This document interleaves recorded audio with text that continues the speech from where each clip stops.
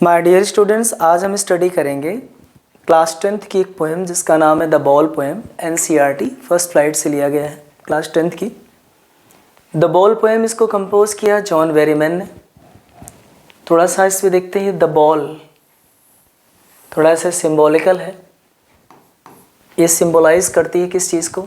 ये बॉल, पहले तो दिमाग में रख लीजिएगा कि ये बॉल पोएम एक्चुअली में बॉल नहीं है, ये बॉल नहीं है बल्कि ये चाइल्ड हुड है। इसको अगर आप देखें थोड़ा सा तो ये आपकी चाइल्डहुड पे बेस्ड है, चाइल्ड हुड पे बेस्ड है।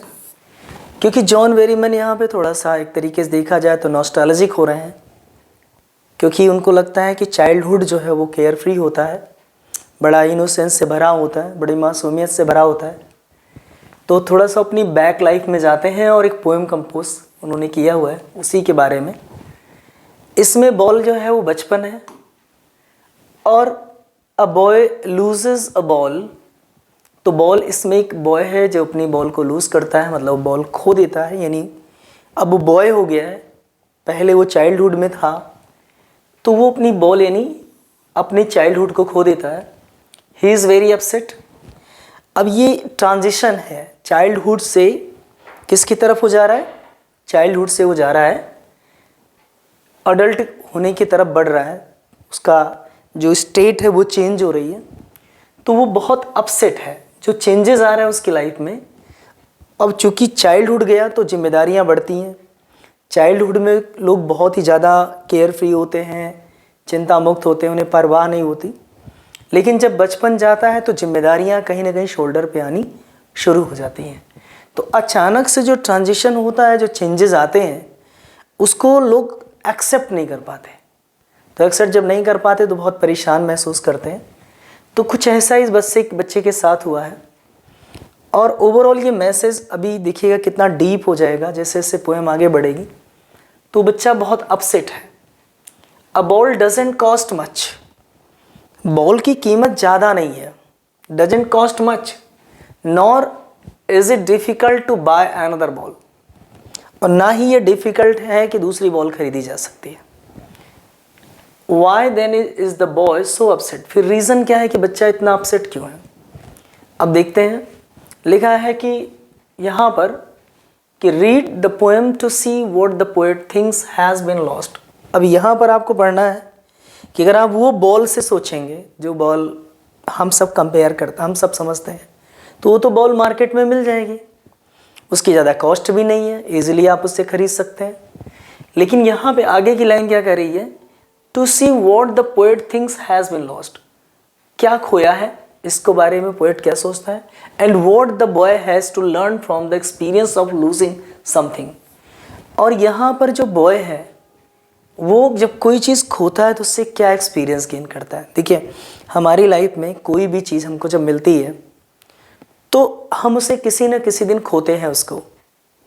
लेकिन अगर हम केवल पाते जाएं और खोएं ना, और अचानक से हमारे साथ कुछ ऐसा हो कि हम खोएं, तो हमें बड़ी तेज़ बहुत ज़्यादा दिक्कत होती है। तो जब वो खोता है कोई चीज़ को, तो उसका क्या एक्सपीरियंस उस बच्चे को होता है। ये जो बॉय है इसको कैसा एक्सपीरियंस मिलता है, क्योंकि वो कुछ ना कुछ तो खोया है। और खोया क्या है? चाइल्डहुड खोया है। तो ओवरऑल देखा जाएगा कि किसी चीज़ को खोने के बाद कैसा एक्सपीरियंस होता है, और क्या हमारी लाइफ में जो लॉस है क्या वो होता है या नहीं होता है। तो आप देखेंगे कि लॉस हमारी लाइफ का एक इनसेपरेबल पार्ट होता है।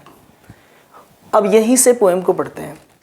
व्हाट यानी what is the boy now. अब बच्चे की जो पहले कुछ समय पहले बच्चे की जो कंडीशन है, जो स्टेट है, वो दूसरी है। अब यहाँ पर अब नाउ यानी जो अब उसकी जो बॉल यानी जो चाइल्डहुड चला गया है, अब उसके जाने की वजह से बच्चा कैसा हो गया है। What is the boy now who has lost his ball. जिसने अपनी बॉल को खोया है, यानी उसने अपनी ज़िंदगी में कोई चीज़ खोई हुई है, और उस खोने की वजह से अब इस बच्चे में क्या चेंजेस आए हैं, क्या हो गया, इसकी स्टेट कैसे चेंज हुई है। व्हाट इसे व्हाट नहीं बोलते, what is he to do. अब कह रहा है ये क्या करेगा ही, मतलब यहाँ से कुछ ऐसा निकलेगा कि बच्चा करेगा क्या, कुछ तो करेगा, क्योंकि अब ये खो चुका है, बॉल को खोया है, यानी उसकी लाइफ में कोई चीज़ चली गई है, उसकी लाइफ से कोई चीज़ चली गई है। तो कह रहा है what is he to do, अब उसे करना क्या है, कुछ तो सोचेगा, कुछ तो करेगा, क्योंकि जब किसी की चीज़, किसी की लाइफ में कोई लॉस होता है, कोई नुकसान होता है, तो कुछ तो स्टेप लेता है वो, या तो उसे समझेगा, या तो उस कुछ अगेंस्ट लेगा, कुछ फ्रस्ट्रेशन होगा।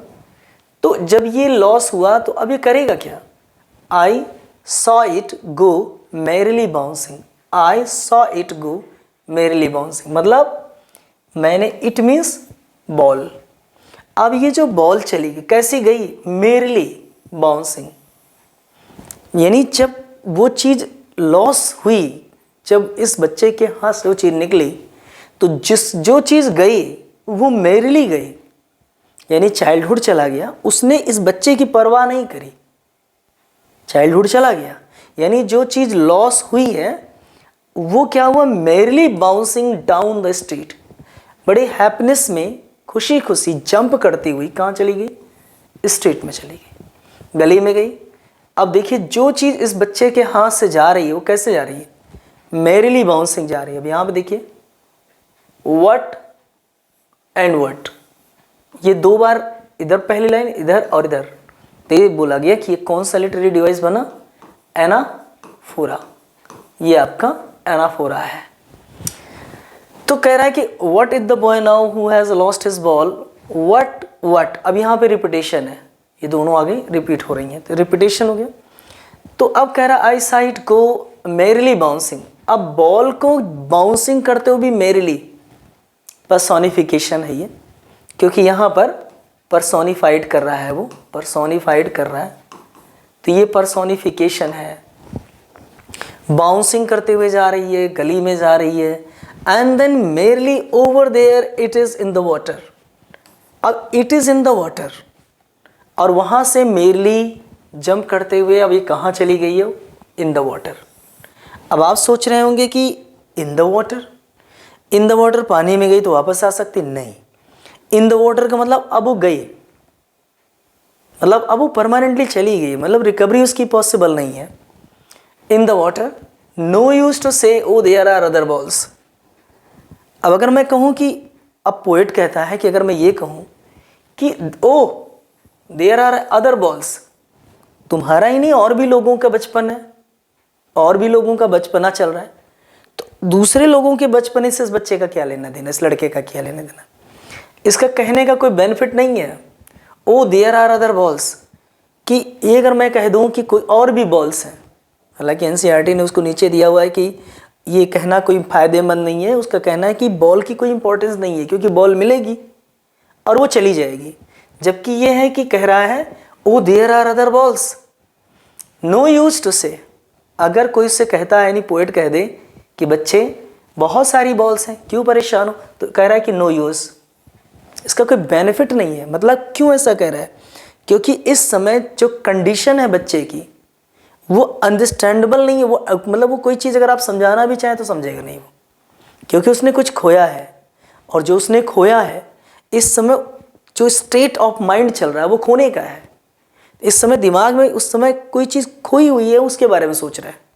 तो कहते हैं ना, जब इंसान का स्टेट बदल जाए, जैसे कोई इमोशनल है, कोई गुस्से में है, तो हमने देखा होगा कि जब वो गुस्से के स्टेट में होता तो आप समझाते रहिए, समझाते रहिए, डर के स्टेट में होता तो समझाते रहिए, समझाते रहिए, कुछ नहीं होना है, क्योंकि जब तक उस स्टेट से बाहर नहीं आएगा, और जैसे ही वो स्टेट से बाहर आएगा वो समझने लगेगा। यहाँ पर उस बच्चे को अगर कहा जाए कि देयर आर अदर बॉल्स, तो पोएट क्या कहता है, नो यूज टू से, कोई बेनिफिट नहीं है इसको कहने का, क्यों, क्योंकि इस समय उसने कोई चीज़ खोई है। और देखिए आगे की लाइन प्रूव कर रही है, an ultimate shaking grief fixes the boy, क्योंकि ये जो ultimate, ultimate means utmost, maximum, बहुत ज़्यादा, शेकिंग ग्रेव मतलब एक ऐसा दुख जो झकझोर देने वाला है, शेकिंग हिला देने वाला है दुख है, फिक्सेस द बॉय।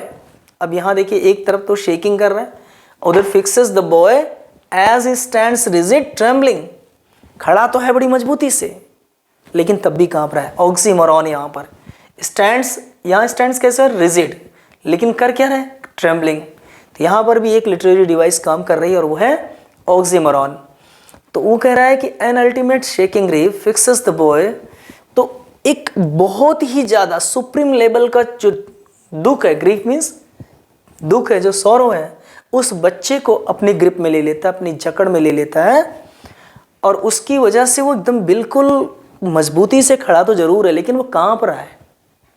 कोई चीज़ खोने का इतना बड़ा असर है।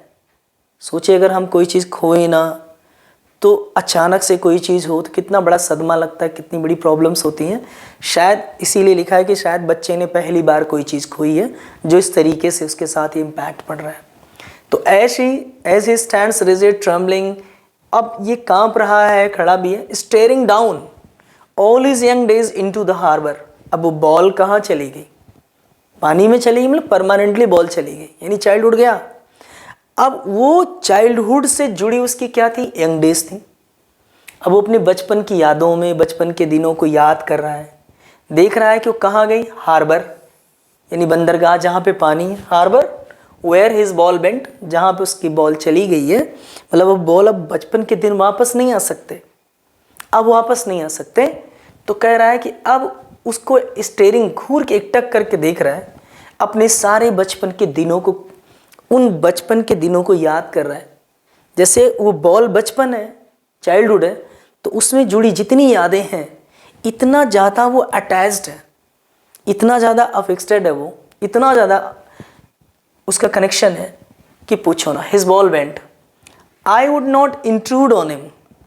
अब पोएट कहता है कि मैं इंट्रूड नहीं करूँगा, कह रहा है कि मैं उसके मामले में इंट्रूड नहीं करूँगा, सीधे कह रहा है। देखिए कह रहा है I would not intrude on him, मैं उस पे, उसके मैटर में इंटरफेयर नहीं करूँगा। उसके मैटर में, मैं इंट्रूड का मतलब होता है ज़बरदस्ती मैटर में इन्वॉल्व होना, ज़बरदस्ती घुसना, घुसपैठ करना। तो कह रहा है मैं उसके मामले में इंट्रूड नहीं करूँगा। मतलब मैं चाहता हूँ, क्यों नहीं इंट्रूड करूँगा? क्योंकि मैं चाहता हूँ कि कोई चीज़ वो सीखे हमारी लाइफ में। जैसे हम सब में एक ट्रेडिशन होता है, कल्चर होता है ना, जैसे मैं एक बार स्टडी कर रहा था तो मुझे पता चला कि उसमें बाहर की कंट्रीज़ में कोई एक ऐसी कंट्री है जिसमें अगर बच्चा गिरता है तो उस बच्चे को बताया जाता है कि तुम सही से नहीं चल पाए।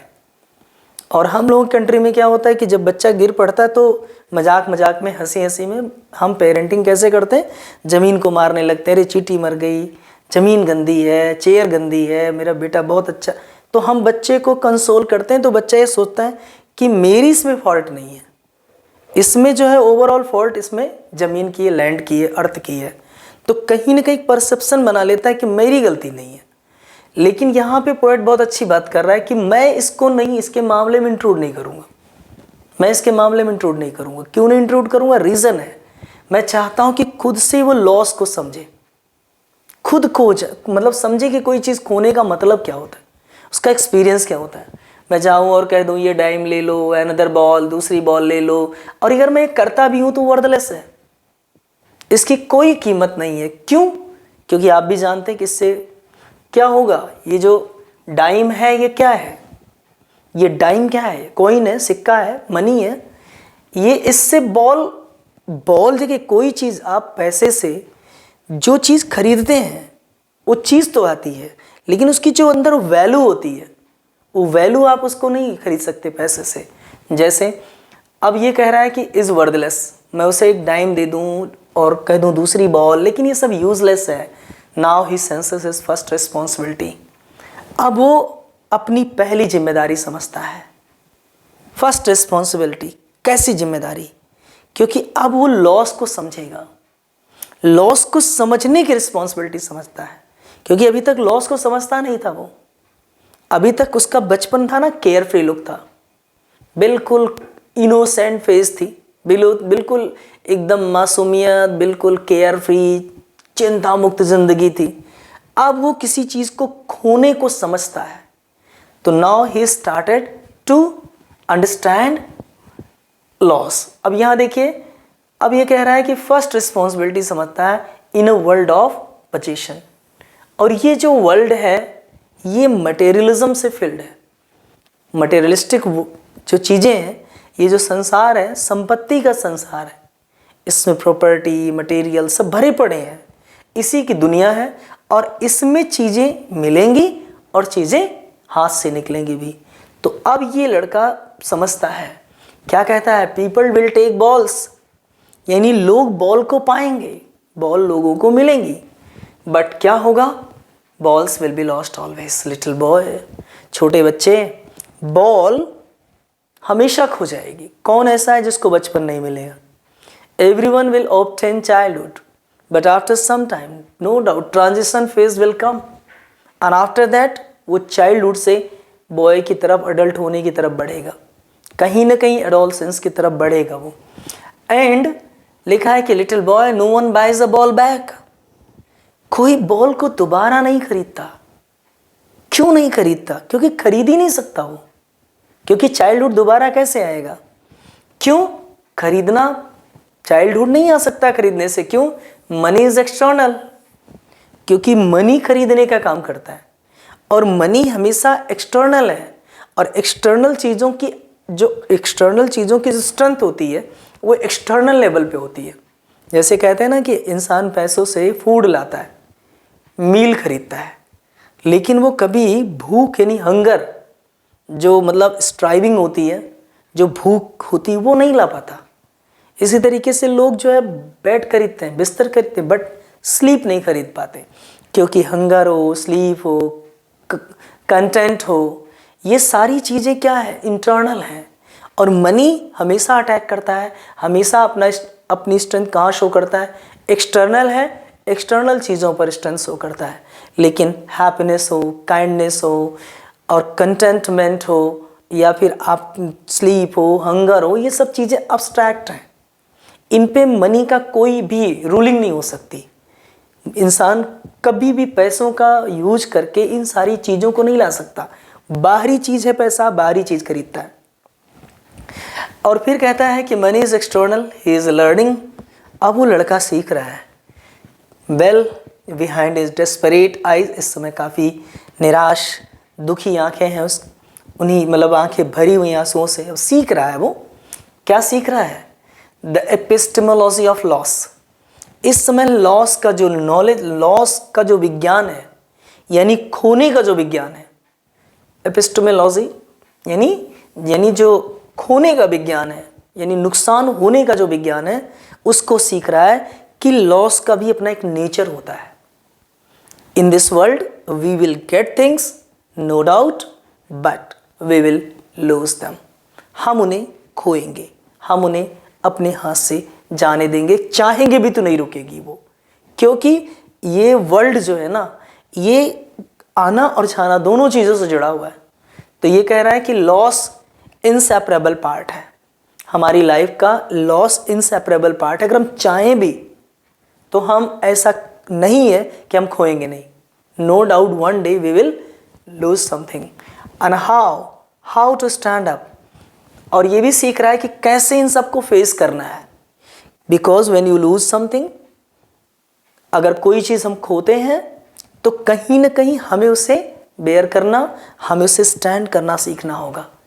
क्योंकि अगर हम उसे नहीं सीख पाते, बहुत सारे लोग हैं, कितने ऐसे बच्चे हैं, रिजल्ट सामने आते हैं, रिजल्ट पता चला कि नहीं फेवर में गया, तो बच्चे कुछ ऐसे हैं जो स्टैंड नहीं कर पाते उसके अगेंस्ट, उसे बेयर नहीं कर पाते, और कितने कितने ऐसे फैटल स्टेप्स लेते हैं वो। जबकि ये ज़रूरी है कि लॉस हमारी ज़िंदगी का इंसेपरेबल पार्ट है। अगर प्रॉफिट है तो हम सिर्फ एक साइड, एक एस्पेक्ट को क्यों देखते हैं, दूसरे एस्पेक्ट को भी देखना हमारा ज़रूरी है। क्योंकि लॉस एंड प्रॉफिट ये एक ही कॉइन के दो एस्पेक्ट हैं, एक ही सिक्के के दो पहलू हैं। तो अगर हम केवल प्रॉफिट ही देखेंगे और लॉस को नहीं देखेंगे, तो हम एक चीज़ की ट्रेनिंग लेंगे सीखने की, मतलब प्रॉफिट की, लॉस की नहीं लेंगे, तो अचानक से जो आएगा ना, तो बहुत बड़ा इम्पैक्ट डालेगा। तो लॉस को भी हमें समझना चाहिए कि लॉस हमारी लाइफ का इनसेपरेबल पार्ट है। How to stand up, knowing what every man must one day know. ये जानते हैं कि हर व्यक्ति को किसी न किसी दिन जानना है उसको। And most know many days, बहुत सारे लोग बहुत दिनों के बाद जानते हैं। हाउ टू स्टैंड अप, कैसे उनको कोप अप किया जाए, कैसे मैनेज किया जाए, कैसे उनको समझा जाए। तो आपने देखा इस पोएम को, कितनी अच्छी पोएम है ये। और इसमें ओवरऑल ये ब्लैंक वर्स पोएम है, इसमें कोई राइमिंग स्कीम आपको देखने को नहीं मिलेगी, जॉन बेरीमैन ने लिखा हुआ है। ओवरऑल उन्होंने बताया कि लॉस को समझो, लॉस से घबराना नहीं चाहिए, लॉस हमारी लाइफ का एक इंसेपरेबल पार्ट है। हमें चाइल्डहुड मिला, चाइल्डहुड हाथ से चला गया, चाइल्डहुड में हम केयर फ्री थे, जिम्मेदारियां हमारे ऊपर आएंगी। अचानक से जो चाइल्डहुड का जो स्टेट चेंज होता है, हम यंगहुड की तरफ बढ़ते हैं तो बहुत सारे ट्रांजिशन आते हैं, बहुत सारी चीज़ें आती हैं। हम बचपन से अचानक से रिस्पॉन्सिबिलिटी की तरफ भागते हैं तो हमें लगता है बड़ी दिक्कत हो रही है। आपने नाइन्थ में कि अपने उसमें मोमेंट्स में एक चैप्टर पढ़ा था जिसका नाम था ना house is not a home. तो उसमें इसी तरीके से जब वो अपना 8th पास करके 9th में जाता है तो कितना प्रॉब्लम झेलता है वो। तो कहने का मतलब अचानक से जो ट्रांजिशन आता है उसमें जल्दी कोप अप करना मुश्किल हो जाता है। तो इसीलिए आपको बताया गया कि आपकी लाइफ में भी अगर कोई ऐसी चीज़ें आती हैं जो नुकसान होता है तो आप उनको सहन करने की क्षमता अपने अंदर वो स्टेमिना बिल्डअप करिए, जिससे कि आप उसको समझ सकें, सीख सकें और परेशान ना हो।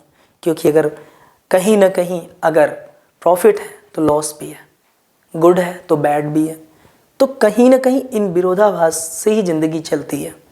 तो I hope my dear students कि आप इनको समझाएंगे। एक दो बार और रिवाइज करिएगा। बहुत अच्छी पोएम है, बहुत इंपॉर्टेंट पोएम है, इसको देखिएगा।